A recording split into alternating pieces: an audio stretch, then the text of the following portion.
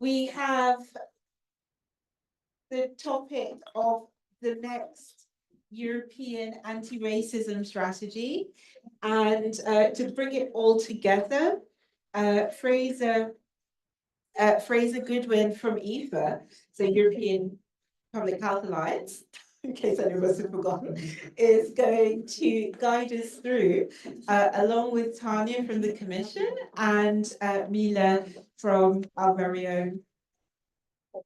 Yes, indeed. So over to you, Frazer. Thank you very much. Jacqueline, is this working? Can you hear me? I do know from listening online how sometimes the person holding the microphone hasn't got one that's in operation.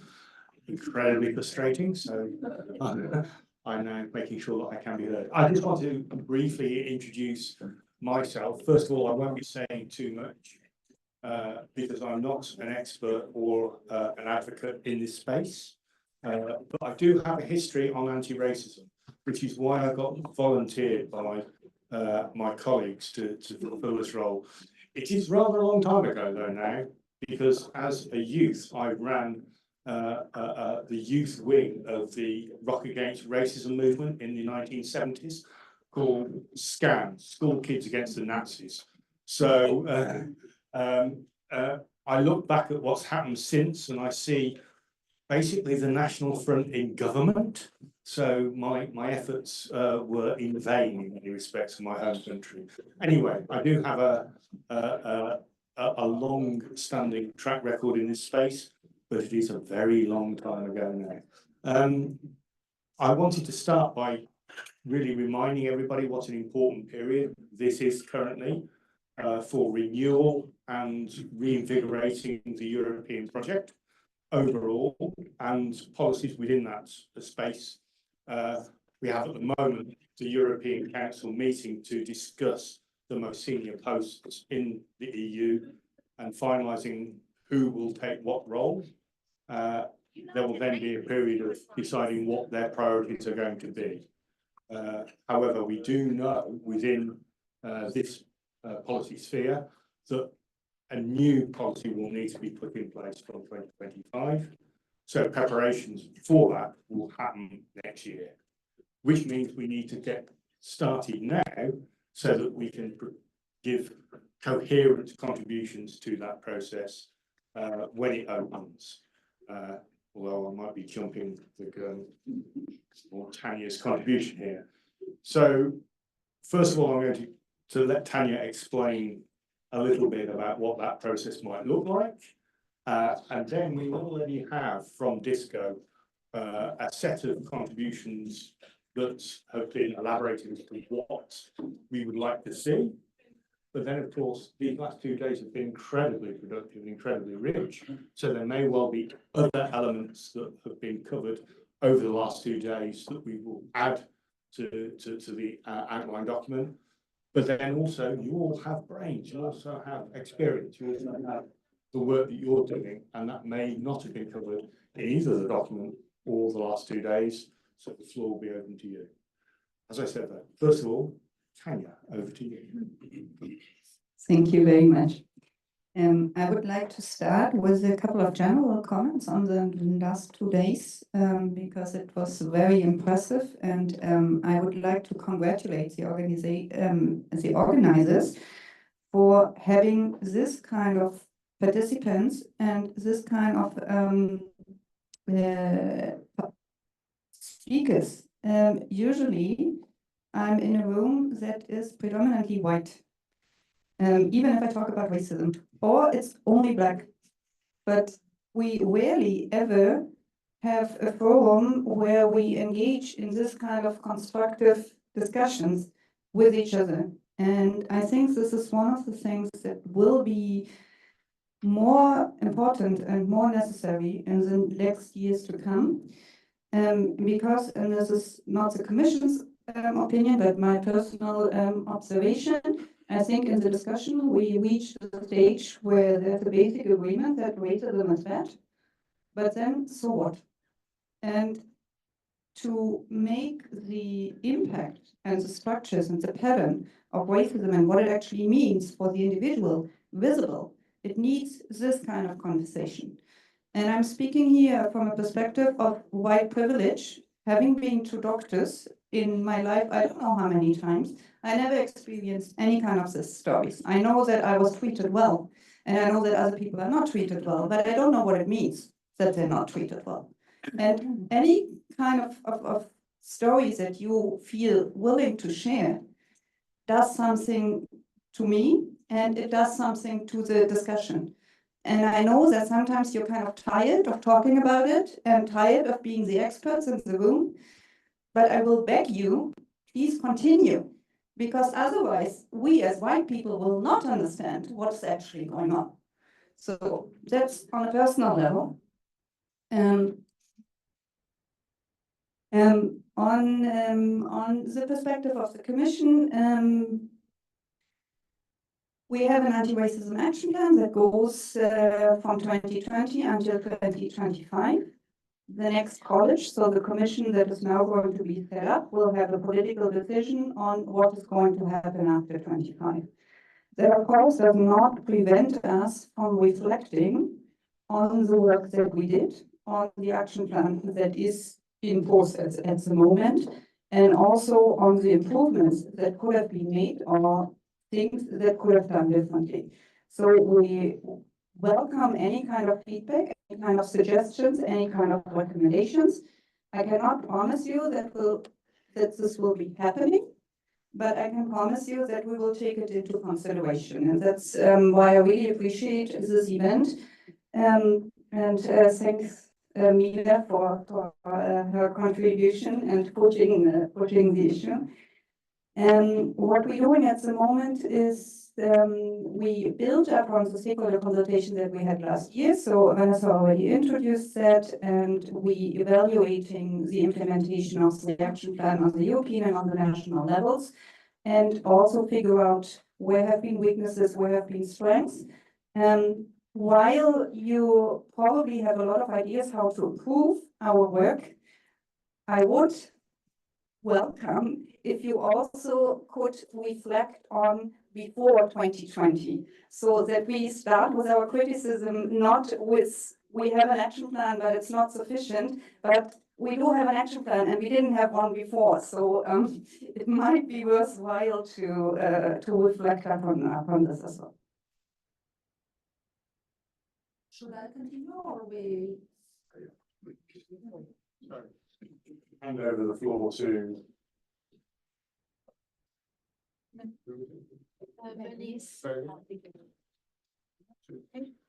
You're going to present the document. I have my own document. So.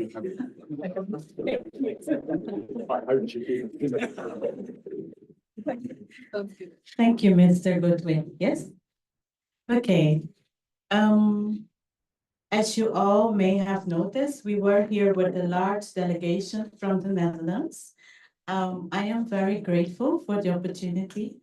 EPA, OHCHR, thank you. I must start by saying that I am very happy that there's been a European action plan. And I wish you good fortune and patience for the next one. We prepared with all the partners that came along and some who didn't, a list of recommendations. We did this based on the current context in the Netherlands, as per November 22nd, we have an extreme right government. We don't know how it will work out, but in the contextual explanation, we put all the current reports that sustain our points of view, so that you can use that also as data. Because as our national coordinator has said, there is so much research. So it would be nice for the vulnerable groups that some action is taken. Just to clarify, our sector exists for 40 years. So we have a database of 18 organizations with 40 years of stories. I do not know how many stories are still needed. So it's not a matter of patience to keep telling. There are millions of stories. How much more do you need? I also would like to point out that we have a generation that has internalized discrimination in a way that they don't even want to talk about it. They tell you it's part of life. We just finished a project for the municipality of Utrecht, where we spoke to young people for a period of a whole year on different subjects, including colonial past, safety, social media, whatever you can think of. And they are really through with talking. So that is also to take into consideration a new generation with a complete different view of the world and of discrimination. Having said that, we have grouped our recommendations in 5 main topics, and I read the first one, and our other members of the delegation who are still here will read the remaining, so please bear with us. And the written document will also be submitted. We have a technical document and a document with recommendations. Okay.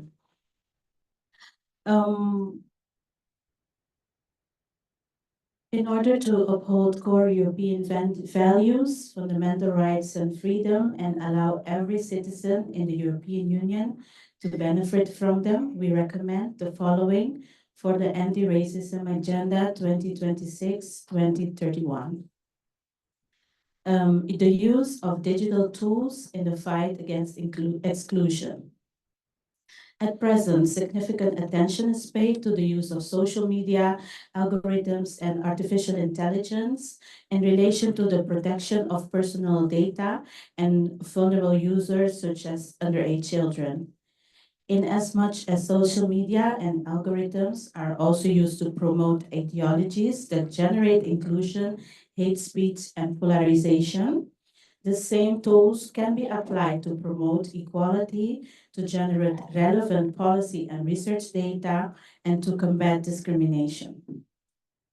Public policy should be based on diverse data sources, including academic research, civil society data, and data from independent bodies. So we have 40 years of stories waiting to be used. It is also important to strengthen or develop administrative registries in all institutions in accordance with the indicators framework of the Office of the High Commissioners for Human Rights. When developing digital tools, the necessary scrutiny must be applied to the design to ensure that the tools do not exclude vulnerable population, including the elderly, people with disabilities, and other groups. This morning, we presented the Dutch tool that was born out of COVID. We just copied our national dashboard of COVID for discrimination. That's what basically happened. So in this regards, we recommend the creation of an EU working group formed by IT experts, relevant civil society organizations, business partners, and influencers that will formulate relevant policy recommendations on the intersection of digitalization and discrimination. Debbie. Thank you. Number 2, intersectionality allows for a broader perspective, just as health, racism, or discrimination should not be viewed as isolated issues, therefore, but rather as themes where different relevant variables converge to create positive or negative effects. In this sense, we recommend addressing explicitly in policy the effects of sexual and reproductive rights,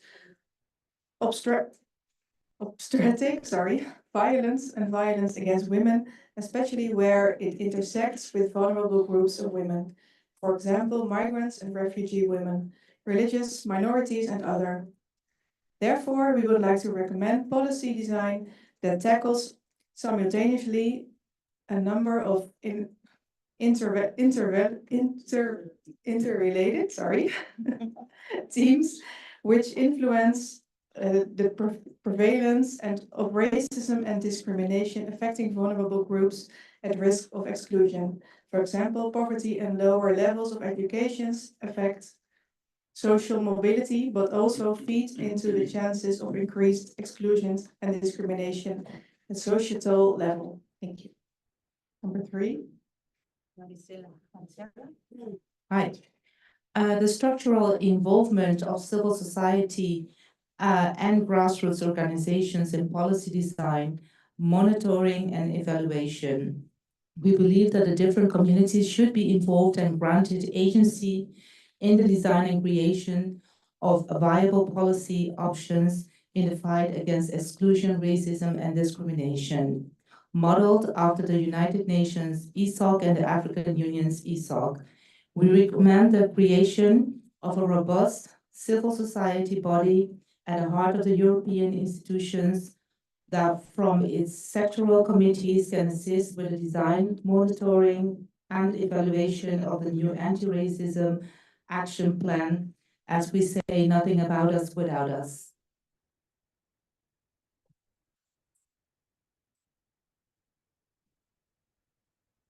Number 4, focus on the effect of systematic exclusion.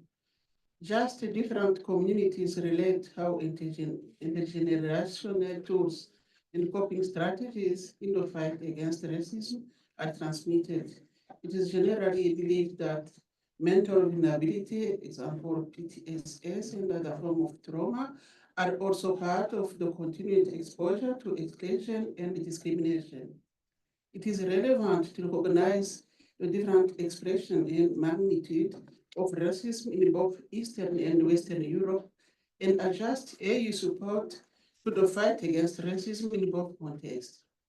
We therefore recommended the allocation of funds for research into the effect of prolonged exposure to discrimination and racism on mental health, social mobility and participation in the EU, example PTSS as a result of racism and other form of trauma, and include transcultural care and trauma healing in standard or basic healthcare share.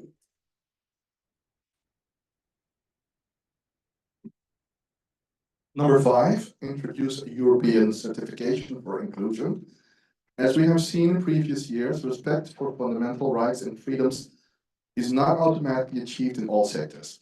Therefore, we recommend the design of a normative inclusion framework specifically modeled to assist certain sectors with a high prevalence of racism, including the health sector, such as medical practitioners' offices, care houses, care homes, hospitals, and others, to review their sectoral or organizational policies and procedures in order to further reduce the risk of discrimination. Such sectors or organizations could then apply for an EU inclusion certificate. We recommend the creation of an EU body that can work on inclusion certification standards and proceedings, as well as the enforcement of this EU inclusion normative framework. Thank you. Thank you very much. And that's, I think, a really, really good overview of many of the topics that have been covered over the last 2 days. And I really thank that contribution to kick off this debate. The only problem being that all of the people who made a contribution just now are also all of the people I would have sought to give a further contribution. But the only way I can then now stimulate other interventions is by reflecting on what is in those 5 points and perhaps what is not necessarily represented by those 5 points as a way of provoking more contributions. So one of the roles that we play as EFA is to bring health into the equity debate, whatever dimension of equity we are talking about. In this instance, we're talking about racism and equity across different groups. But we also need to bring equity into the health space. very often equity isn't a dimension within the health policy making community that's looked at first, it's looked at last. So we try to make sure that that is reversed. Those 5 points, I don't think cover that type of dimension sufficiently. And I will explain why that might be the case. It's not looking, for example, at many of the times we've heard of the need to educate healthcare workforce. It's not looking at that level of granularity of what is needed for the healthcare sector to adequately respond to make access equitable and to combat discrimination and racism at the healthcare setting. So perhaps we should analyse what extra elements can be brought in for the healthcare workforce, both in terms of training, in terms of education, or indeed in terms of standards that need to be enforced for practice in a healthcare setting. There's also health is not just the healthcare sector. The social determinants of health are the most important element of whether or not you fall ill in the first place.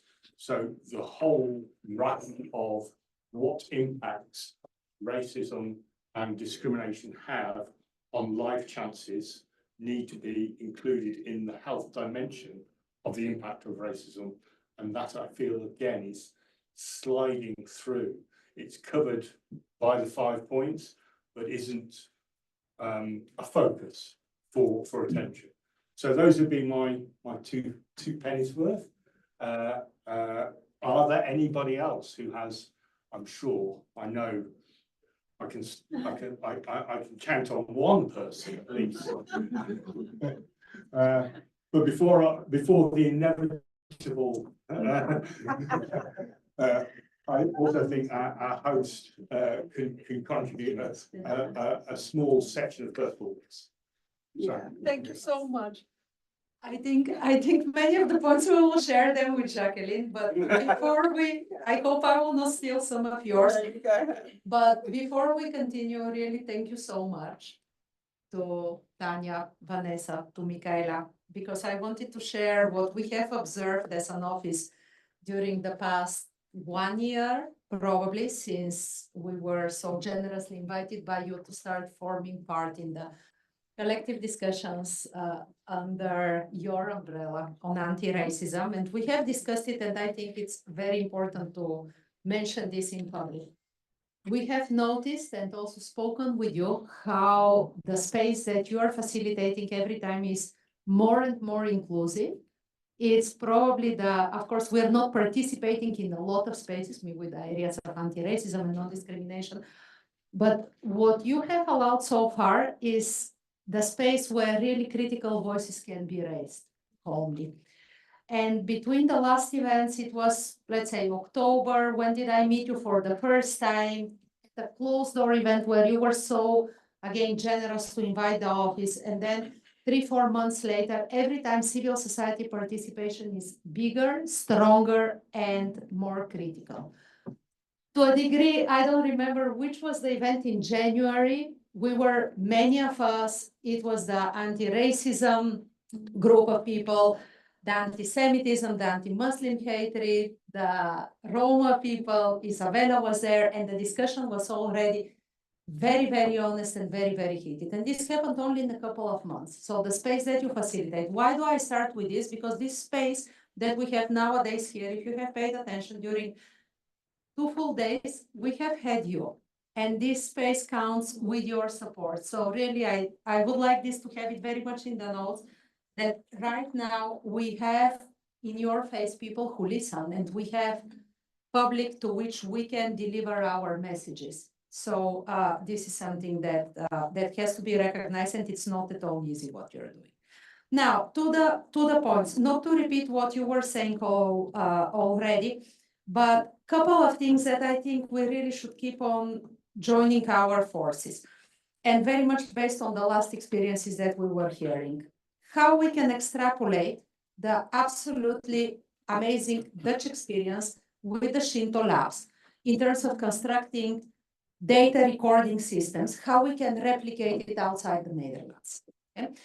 On one side, how we can probably start pushing the frontiers towards the Benelux. Let's try to cover the Benelux first, if there is an openness to do so. But also something that we are systematically under addressing, I think, is the topic of justice administration. When we speak about justice, not to forget that there are two sides of the justice monitoring process, what it happens at the stage of prosecution of justice and administration of justice. So the attorney generals and the courts. No? Eventually, we have to reach with our data collection efforts, and for this, like the call is towards you, Bernice, and the efforts that you are coordinating, as mentioned here, if we can keep on pushing the frontier also towards the justice administration system. And then the last one that has never been mentioned, or I haven't heard it so far, is the penitentiary system. And probably, again, we spoke about this yesterday, we still have in those spaces, for obvious reasons of money, geography, etc., the focus is mainly on Western Europe, not the EU, but the EU as Western Europe. And probably penitentiary system here does not face so many challenges as it is in Southern Europe and in Eastern Europe.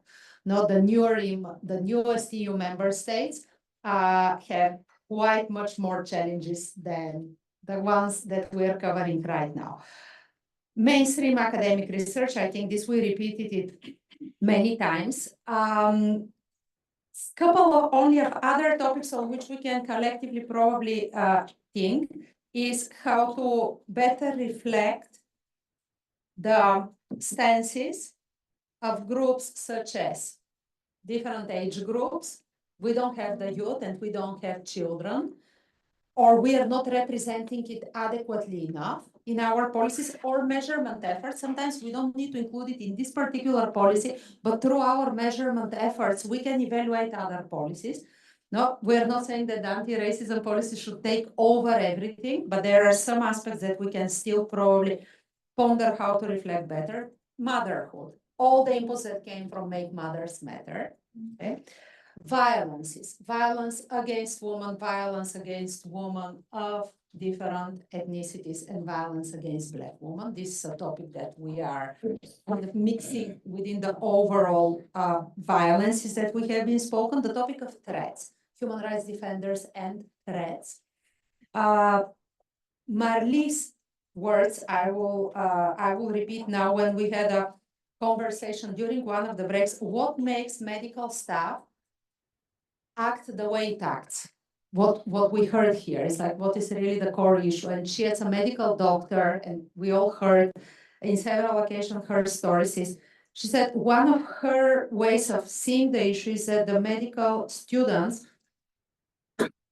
through the organization of their curriculums and studies, they finish in such an isolation so fast, overstudied, overworked. At the same time, it's a very elitist environment. It doesn't matter from what socioeconomic status the students come into the medical faculties, that by the end of the career, they lose touch with what is really happening outside in the world. It's probably theory that it's worth testing at a certain moment. And the reflection before 2022, I mentioned to you, we started doing this informally in the office, and we owe you this as well. And we hope to make it in a collaborative effort with those of you who are interested. Thank you so much. What a surprise. Jacqueline. Oh my God. I'm trying to remain so neutral for the past 2 days. I was under instructions. Okay, so I'm completely agree with everything that's been said, obviously. I'm going to throw a couple of things in there. Firstly, and I think everybody in Brussels knows I always say this one. I think that something that is perhaps missing at the moment is data on racism and how it impacts us above and beyond socioeconomic status. Because certainly the way that the data is currently collected, and you know, I always say this, Frazer, so you're expecting it, it's always social determinants. And how that is interpreted is that, well, all Black people are poor. Well, let me just tell you this. I do not come from a poor family. I do not come from an uneducated family. I don't know anybody in my immediate environment. We are all elite. And anybody who is actually born and brought up 1, 2 generations through, like my niece, it's the same story. And we're actually falling into the cracks because, and I actually was talking with Sami Mendy, who is the outgoing Minister for Migration in Belgium. He lives in my old village. So I know, Belgium is just so small. And I was having a chat with him one Saturday at the Turkish Whole Food store, actually in our village. And I said to him outright, why is it that you keep taking lowest common denominator? Because actually what it means is that anybody else coming into this country or growing up in this country for Belgium, we're not being considered for having access to all of these services that help us to integrate as Black people or other ethnicities. We're not getting, we're not being considered because we're not actually considered vulnerable, but we are. So I think that kind of thing above and beyond lowest common denominator social determinants needs to come into play, because we're not, as I think a number of you said, we're not just dealing with first generation migrants and or asylum seekers. We are dealing with people who have a right to be here, have jobs, are educated, are considered part of the system, and there's nothing there. Okay, end of rant. Second thing, which is going to be another word for the institutions to take away, sustainability. So we are, in terms of cash, so we are literally all volunteering above and beyond to have amazing networks like this. Absolutely amazing. I mean, I've just had, love it, willing to give my time. However, as we move into the new mandate at European level, and as you move into the next stages of the anti-discrimination, anti-race discrimination action plan, how will we sustain our energy and actually our time resources to be able to do this? On the one hand, you've got, which is typically what happens in Brussels environment, you need to be able to make sure that the agenda of the coalition actually matches the agenda of each organization, because if not, no organization will be able to send someone to actually be there on a consistent basis. When we have, because I see so many spin-off projects from what we've been doing, how are those going to get done? So I think we need to talk seriously about, the Commission, Isabel has continuously mentioned that there is an equality interinstitutional service. Where is the mirror group for that from civil society and others? Actually, it's right here. As we're looking at the Beating Cancer Plan implementation, a number of countries, and I sit on the Belgian one, a number of countries have so-called mirror groups. We've got them ready-made here as well.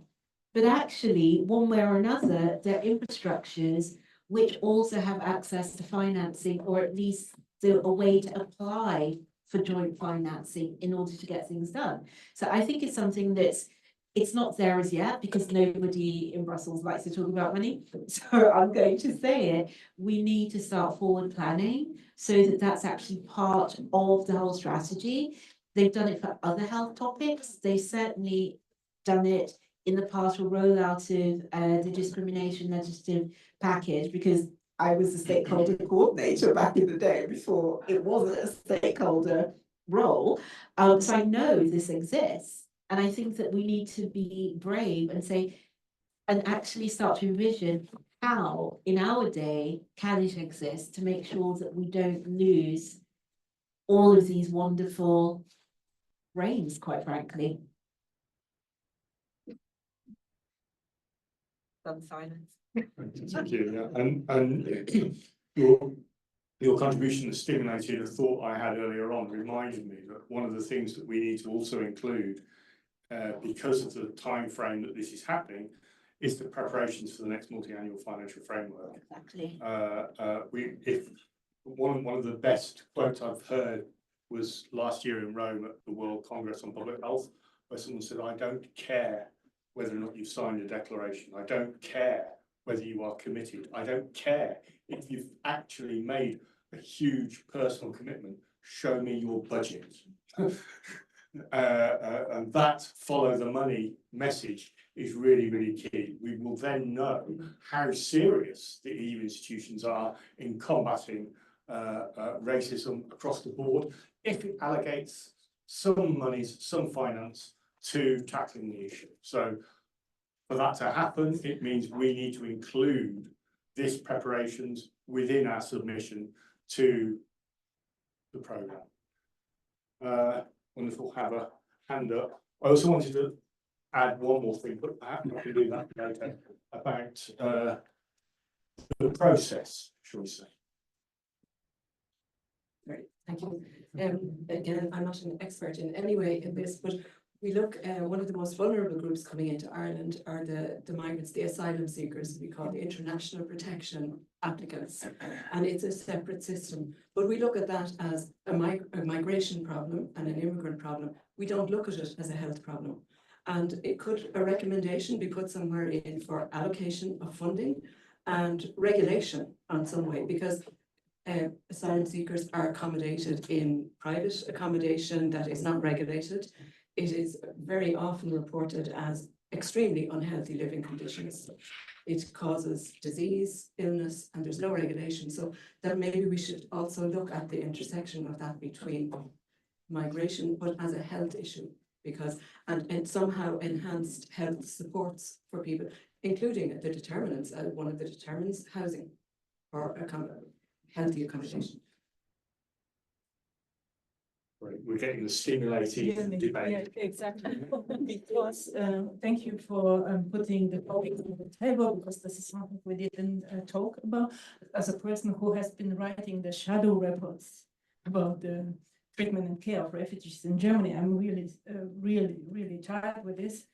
We have a asylum seeker benefit act, which let's be more precise, prescribe racial discrimination, prescribed, because we have paragraph 4, fear, limited treatment and care to emergency cases, pregnancy and vaccination, but nothing above it.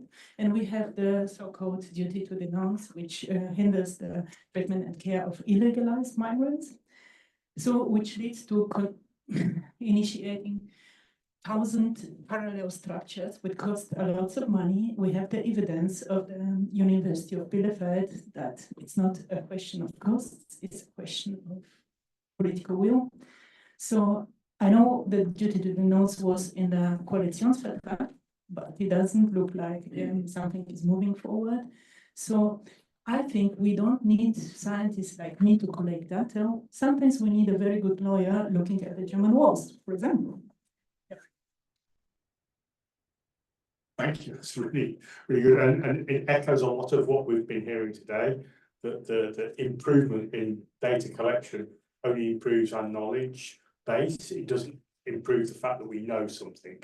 We know something is wrong. It just improves the numbers we have supporting that knowledge. Okay, so I don't see any other hands. I have another point, which is back to Tanja. You share a building with a DG Home, and yet they are the ones that should be coordinating the data collection on everything to do with the police and home affairs, or things such as trafficking. All of those issues they oversee. There are other overlaps with other Directorate Generals. So my appeal is that we give you a very strong steer on process, not just on the fact that it's a strategy, but how that's operationalized across all DGs. It's a great tendency to mainstream things, which is the easiest way to kill something, because it just gets ignored and put down in the tick box. So we need to provide you with substance, and you can also provide us with what would be most helpful in that context, because it's always a conundrum. Do we mainstream or do we set specific targets? Which one is the most useful for your administrative challenges? How do we make sure that your commission colleagues take this seriously? We also are aware that there are commission colleagues who question the seriousness of this issue, who question the impact of this issue. So we need to make sure that this issue is given the prominence in the House that it deserves. And you giving us advice on how we can best make those demands would be very, very useful. Anybody else have? Brief comment. I hear several mentions for the data collection, but I would also like to draw the attention to the protected grounds of discrimination. There is no harmonization. We have 12 protected grounds. I think Belgium has 19, but Austria has 5. So that harmonization is, I think, very much needed so that we can all collect similar kind of data on discrimination. Excellent.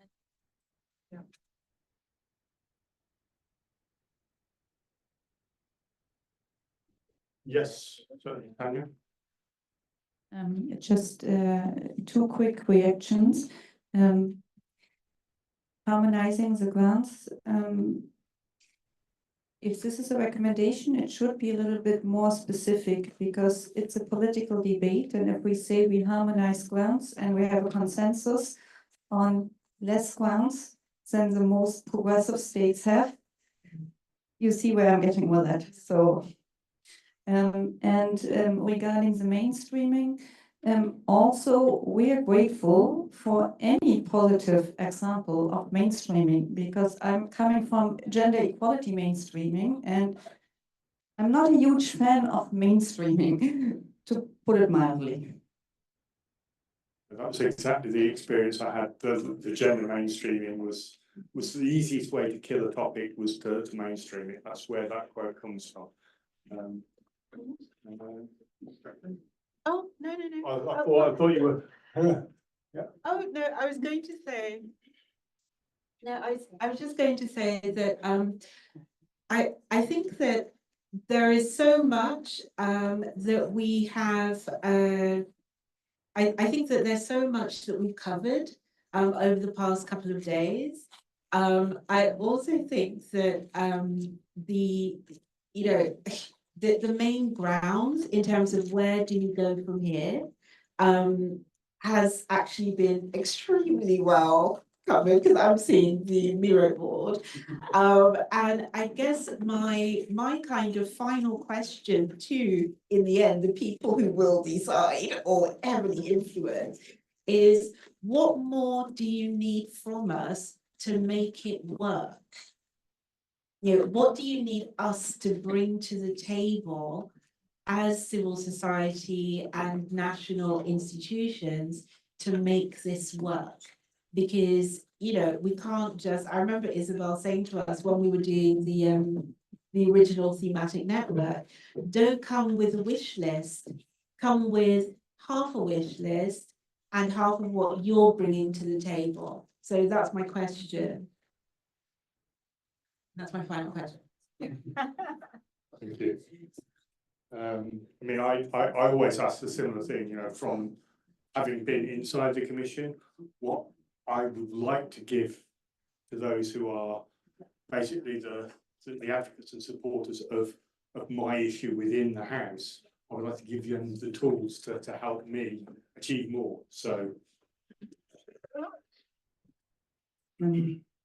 Well, I think I would have to come back to what I said in the beginning, and where I understand that everybody's exhausted and tired of it, but we did have a political momentum in 2022 with the Black Lives Matter movement, and the anti-racism action plan is a result of that.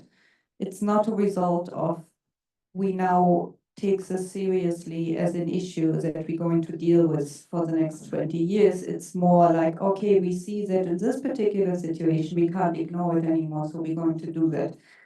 And if you look at the rhetoric since 2022, it's not such a political decisive issue anymore. So I would invite you to keep it on the agenda, because otherwise there won't be a mandate to do anything.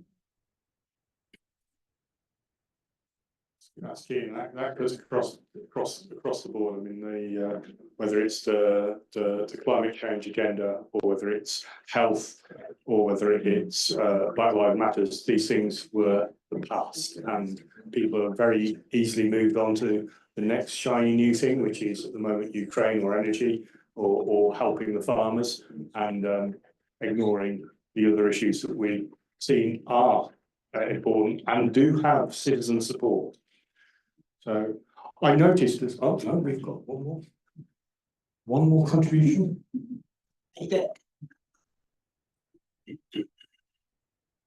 Thank you. Also, please correct me or something. I'm already overstimulated. So if there's something that I didn't get, so please correct me. I'm just like with this point of like keeping up momentum and what can we contribute, like from the civil society perspective and NGO perspective. I'm honestly asking myself, like, what else am I supposed to do? Because the momentum is not created by me. The momentum is created by someone in politics who has enough interest to like push forward the topic, right? I can talk as much as I want to, because if I look at my project, for example, literally the only federal project against anti-Black racism that is canceled now. This is the last year it's done.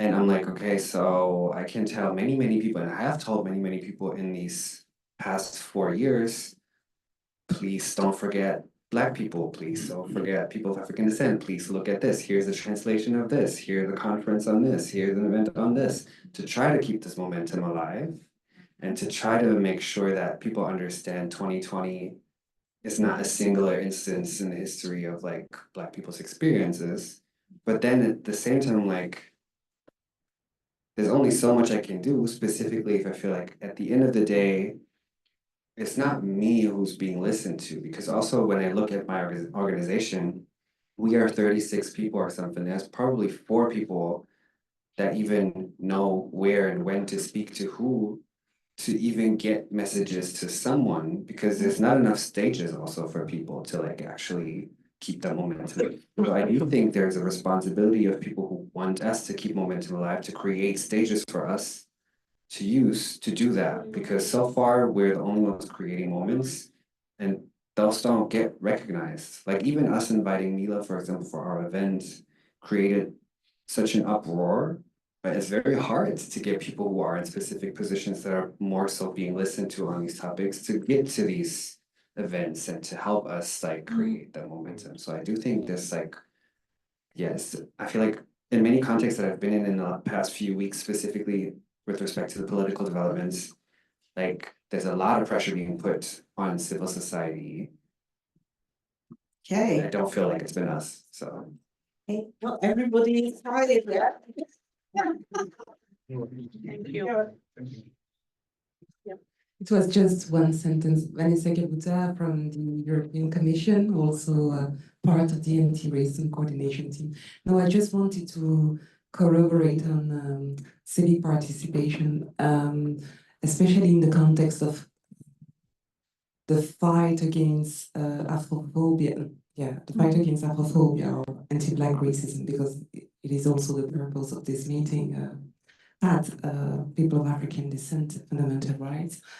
I would like to emphasize the importance of allies, or what we call bystanders, especially in this kind of discussion. It's really important, and it has un poids, comment on dit ça? A weight. A weight. Sorry, French. Yeah. It has a weight in this EU level discussion. So what can I recommend? Of course, civil society organizations to be part of the discussion, but to have a wider audience accompanied with allies, this kind of neutral people that we we have to train them and really to make them understand of our realities. Exactly. I hope so. Yeah, exactly. Thank you for saying that, because I think that's actually the key message, that, if you like, what a number of our different organizations have been doing has actually been a kind of pilot. And then what we used to say in my old organization was we ran these programs called Train the Trainer. So actually, we would work out what needed to be done, and then we would actually act a kind of cascade to train champions, basically. And I think from what you're saying, and I see, lots of positive concurring around the room, that's actually the stage that a number of organizations are at. So when you ask the question, what more can we do? Train the trainer.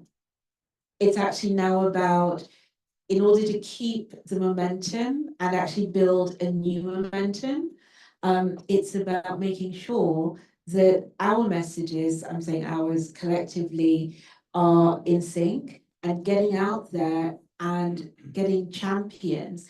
And because in so many different countries now, we've had elections, the people are changing, but who isn't really changing? The civil servants. They're not, well, I mean, they're not physically moving jobs. So it could be a challenge, but I'm raising the challenge to say, work out how to actually work and embed, don't let the reports die. In the European Parliament, reports die, when the mandate changes. The other thing I would say is, I mean, I know it's working in civil society, having worked in civil society at an EU level for the last 30 odd years, there's a time you get periodically where you think nothing is happening. Yeah. Progress is going backwards rather than forwards. Yeah. Things are sliding, but it's iterative over time.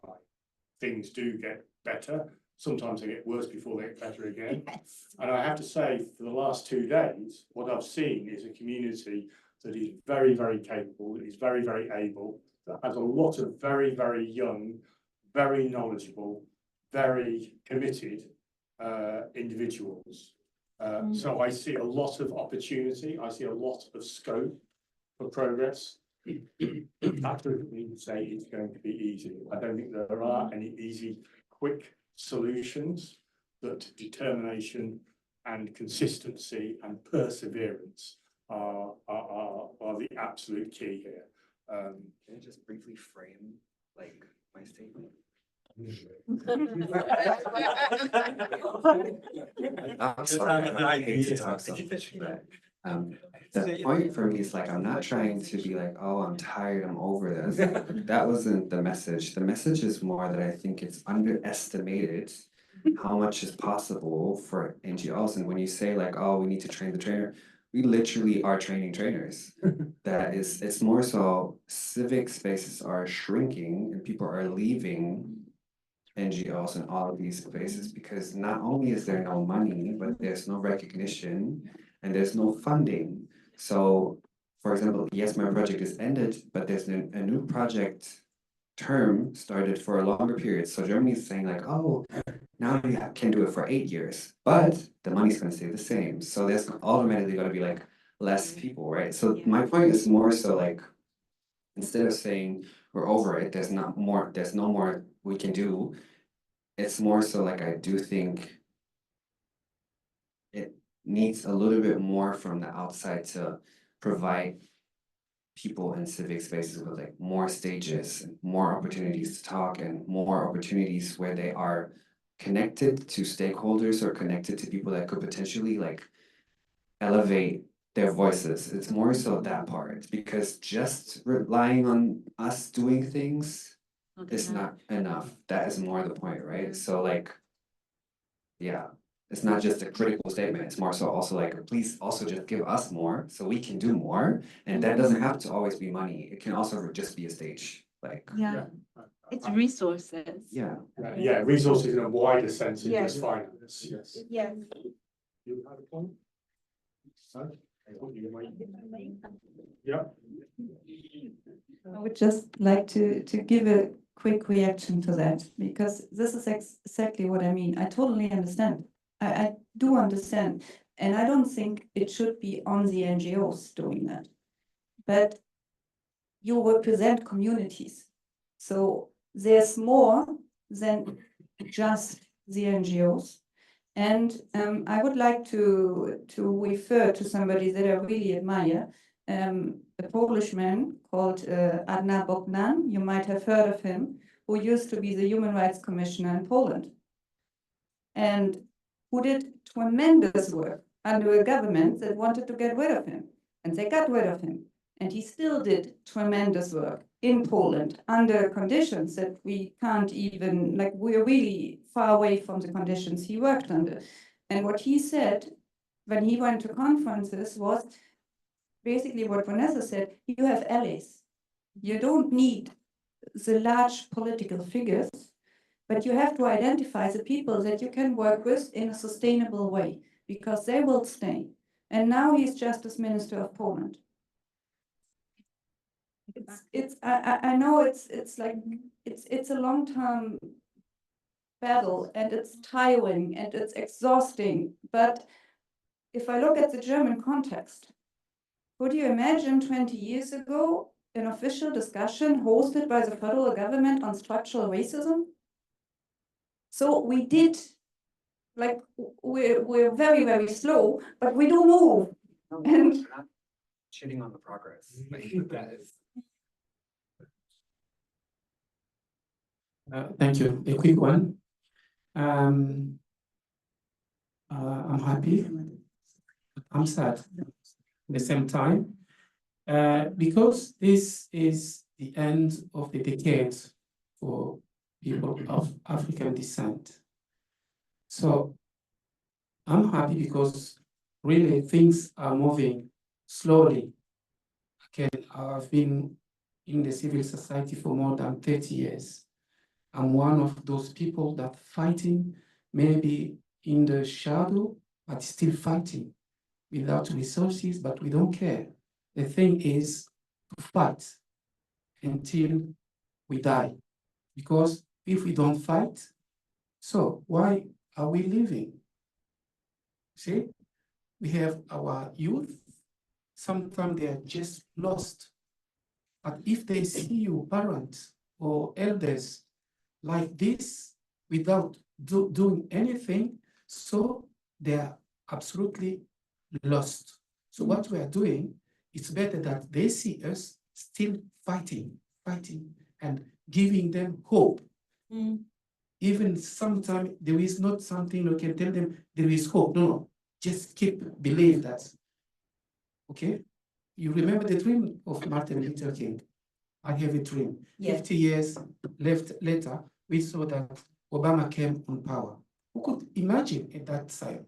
So what I was saying here is, this is the end of the decade, but I'm going sur ma soif, thirsty. We didn't talk that much about the decade.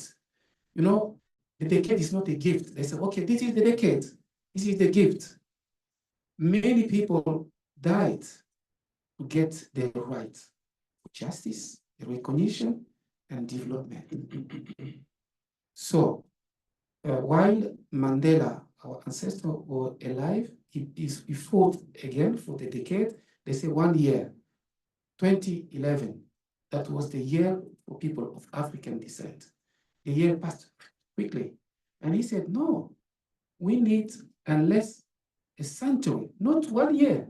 1 year is not enough. They said, no, please, Mandela, not a century, because that's too much. So in 2013, we have the decade that's now ending in few weeks, okay? We didn't talk that much about the decade. What is the result of the decades? Things are moving. I'm happy because I'm sometimes seeing them, okay, 30 years ago, we couldn't see this in the panel, Black people. I saw it, I told it to Vanessa. So please, let us be, this is the end. I end with this. If we get another decade, because I was in Geneva in April, we said, please give us the chance to have the proper decade, that we can have the action plan, and from the day one till the end, so we can say that we delivered.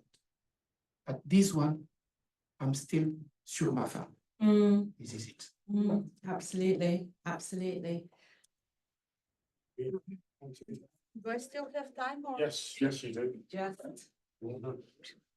Okay. Wow.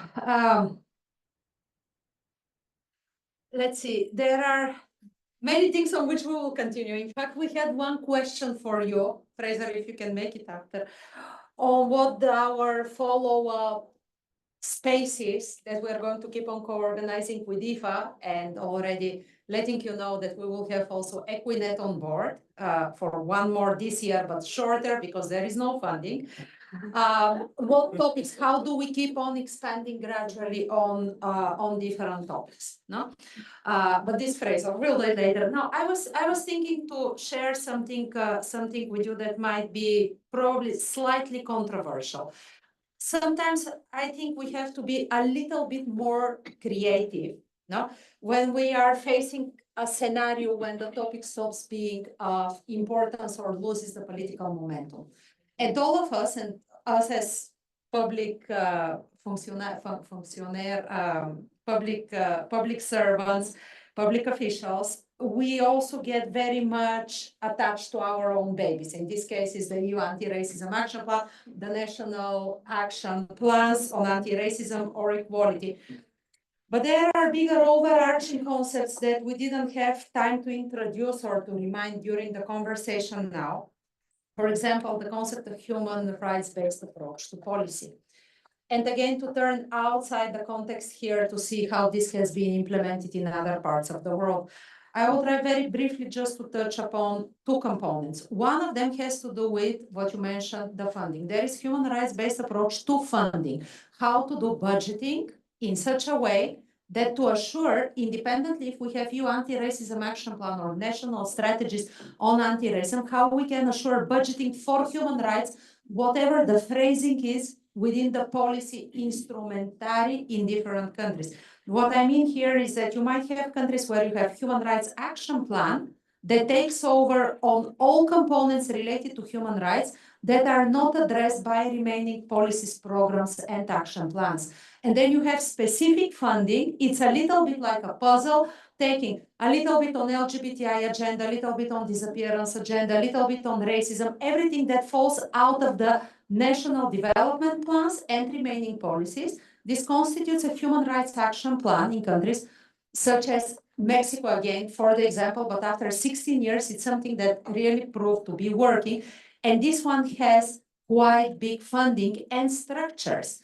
But when we are very much attached to our product of this should be the policy, and then we need the one on gender and the one on age and the one on children, of course, everything is segmented. So let's not forget about this topic and about the funding. Just two more things and I will finish. The agents of change, and we keep repeating it, but we don't have them here and we have to do something more about this.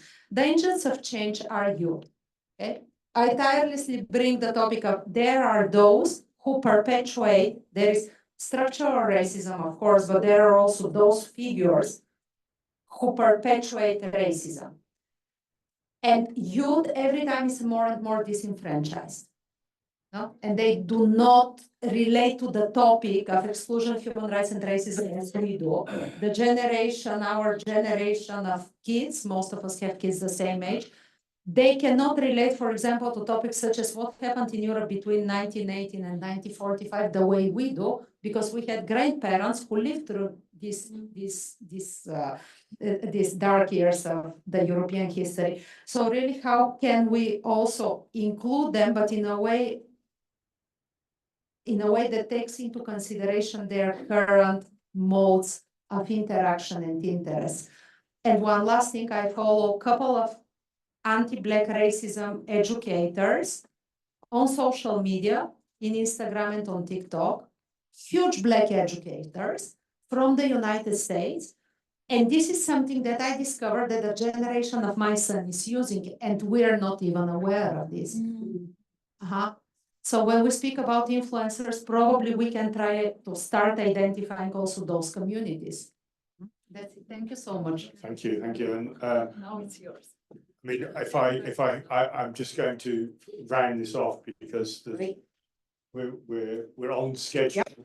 The only thing I would round it off with is saying that IFA is certainly able, willing, and ready to do our part and play make our contribution to the struggle, because it is a struggle and it's an ongoing struggle, and we will engage and ensure that we bring the health dimension to the struggle, but also the struggle to health. Excellent. Thank you. Okay. Oh my goodness. Thank you, ladies, as well, as usual. So this is it. We have been on physical, mental, emotional, all kinds of journeys over the last couple of days. I mean, goodness me. So it calls to me to do a summary, as if. I think it's, you hit the nail on the head when you said everybody feels very sensory overwhelmed. I mean, I can see your faces. I think you've been amazing to get this far. So I'm going to do a very high level version, because we came in saying, okay, this is not a meeting. This is towards a stakeholder consultation, which has just been discussed. Where do we go from here? The elements, and I'm going to get my laptop here so I can see them properly. The elements that we really focused on from day one were very much a look at, and we've come full circle now, was very much a look at what are the policy implications when we start thinking about racism and access to health, or the right to health, more to the point. And that's actually, we started with the whole discussion of, do you mean health in general, access to health? Is this, and yes it is, an international human right? Is it a legal right? What kind of right are we talking about? Do we care? Do we care if it's people of African descent, if it's Black people, all of these things which go to nomenclature, which as we walk through today on data, it could matter to the statisticians, because if you're not comparing like with like, you actually have a major problem when you actually want to put together the registries, the censuses, the G4 systems. So it is perhaps something that we do need to sort out, or at least have a framework, and as Mila said, a methodological framework, in order to at least know what goes in and what doesn't. So that's one of the key things that I certainly picked out as we went through. We also talked a lot about anti-discrimination and not covering the scope of anti-discrimination in health. So it's something that we've covered previously in the DISCO network, but I think it really came through here that actually in terms of discrimination, we're walking through different silos. Never the twain shall meet. And I think, as was brought back again just now, thank you, as was brought back again just now, different countries or EU member states have differing numbers of types of discrimination. So, I've been looking at health a lot, health status. It's 16 EU member states plus candidate countries, but, and it's not in all of the big EU member states, such as Germany, for instance, not there. Netherlands has it, which is a great thing. So is this something that we want as a group to work on, as to give recommendations as to how to harmonize what should actually be going into it?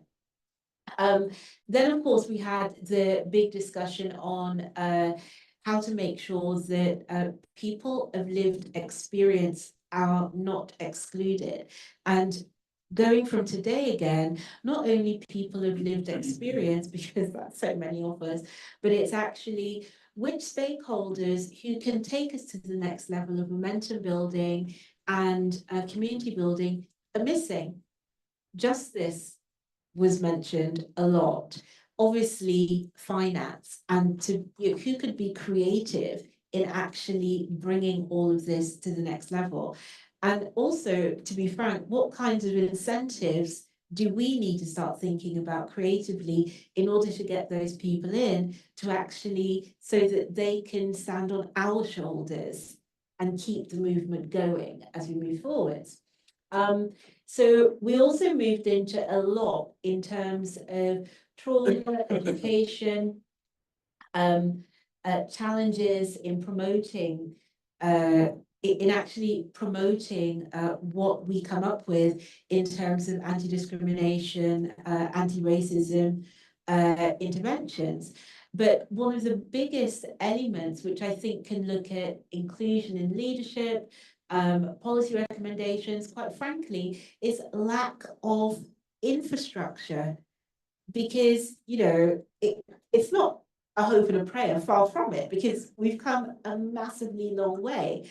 But as was made plain by all of the discussion, we are literally, and I say we collectively, because individually and collectively, we are literally battling to be able to have an easy go to make sense of the situation. How can we get to the point of easily putting together those reports to make our point to those management committees that this needs to be sustainable? How can we, as we had with Shinto Labs and the whole case study there, how can we make sure that the real world evidence is comparing like with like, that we have the right questions that we're able to pull out and actually use on a continuous basis, and preferably to be able to form benchmarks across the EU, because actually that's what institutions look for at national level to compare with others and at EU level to show best practice. So we looked at developing guidelines in terms of pan-European standards on what can all of this look like. And of course, we also started thinking about health workforce from a number of different positions in terms of do we actually know who's out there that's Black? I mean, you know, and the interlinkage of cross-sectionality, for instance, with the queer folk. We also looked at access to that data and GDPR issues. So there are a number, and also training and representation of picking up signs and signals from people with more melatonin in our skins, all of these sorts of things. So then today, we did a lot in terms of the deep dive in equality data. And I want to thank Mila again for just humanizing statistics. You know, I said at the beginning of the day, I cried during my MBA when we had to do stats, because everybody else on the course, apart from me, has studied economics. Painful. Mila, for the first time in my life, I really understood what you were getting at, because you humanized it. You made it clear that there are methodological frameworks, but they made sense. And I think that is the main thing, that when we're talking about all of this, that we are real people behind all of these stats. You know, regardless of if we're Black people, if we're Black, brown, blue, you know, whatever, and or allies, but we are real people behind all of this. And so moving forwards, let's just say, I'd say we've had a lot more than a basic brain dump, a lot more. It's been structured. It allows the group to move forwards with some concrete both recommendations and what we can bring to the table as civil society. And hopefully once we've all gone over our brain exploding from the last couple of days, because that's what will happen when we all get on the train and think, oh my goodness, did we really do all of that together? Yes, we did. We'll be able to re-energize and actually come back and start breaking it down and saying, okay, so fine, we've given our wish list. What are the interim objectives and goals that we will set in place?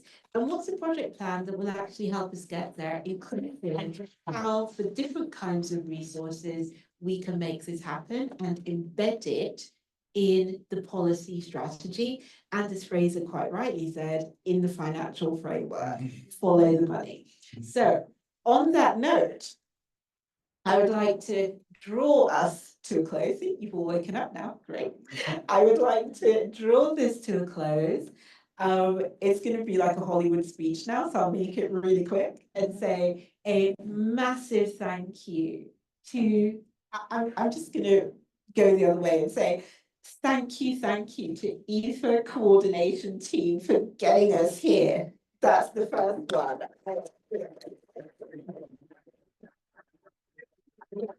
Thank you. I'm looking at everybody. You know, thank you. I'm going to say it to Tom because he has just got me here the whole way. You know, and I know this because with all the speakers who have been outstanding, I mean, the level of work that you've all put into this to make it such a success, thank you. Because it's not an event, it's the start of the next phase of our collective work. And thank you again to the UN for hosting us, and not just hosting us, but my goodness, this has been a teamwork. Thank you, Mila. Just everybody. You know, I'm sure there's a list. If I've forgotten anybody, I don't mean to. So, and in particular, our Dutch delegation as well, I should say, for actually bringing not just a massive delegation, you know, that was very Dutch, but a very massive delegation of expertise.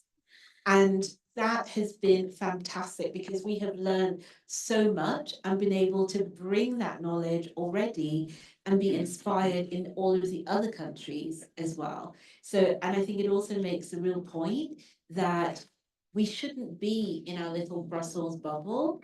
Increasingly, we can't be, actually, because of the way it's all, you know, the whole system's going. And you all made the point that together we can actually move forwards and help each other. So thank you. Last word? Well, I thank the other people just very briefly, and we can hold our applause for the end, just to save some time. No, so, but thank you also very much, of course, to you, Jacqueline, first and foremost, for leading us through these 2 days, which were quite intense, if I have to say so myself.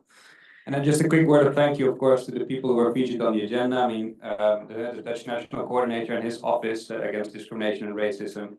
Of course, our colleagues from the Commission, from DG Just here in the room with us, but also the Michaela Moa herself, of course, for making this possible.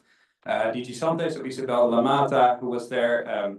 The speakers on our mental health panel, the speakers on our clinical diagnosis and racial bias panel. Of course, also the presenters from today, Gerald Martin and Julian and Paul from Shinto Labs, Gerald from Discrimination and Regio Amsterdam. Muna and Angela, of course, from Each One Teach One. Darius, who was here today from Equinet. Ocean, of course, for providing the music yesterday. Bridget, for today. I am probably missing a couple of people, but just a heartfelt thank you really to everyone for also making this possible, for making this really quite packed agenda a success. Oh, the comms team. The comms, of course, the EFA comms team, which was included in Jacqueline's thank you too, but I would like to also emphasize it for being here for the whole full 2 days and supporting us. Lisa, of course, is sitting over there as well, but I'm going to avoid going by names now because then we're going to be here even longer. So I would just like to round it up there. Let's have a big round of applause for everyone who made this possible. And I'll hand it over to you, Jacqueline, for the real final words, and then we'll conclude. Okay, so I'm going to say, oh, I am impatient, telling me to do something. So I will say we finished on time and in quality. So may I wish you safe trip home or to the nearest terrace to have a nice cup of something cold in this heat. And you know, just well done. And I think, if you haven't already, have a group hug because absolutely amazing. So thank you. We will be in touch with the draft report and we'll see you soon, I'm sure. Thank you. Bye.